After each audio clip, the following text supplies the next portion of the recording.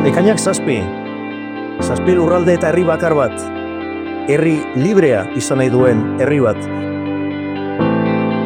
Hori da, irudikatuko duguna ekainaren zazpian Bilboko kaleetan.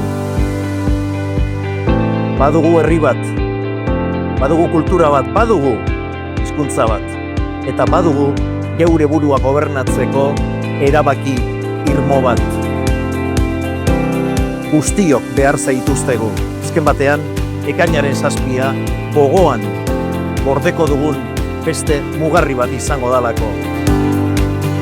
Gure burujabetza prozesuan aurrera egingo dugulako eta guzti hori aurrera emateko zuen eta denon laguntza behar dugu.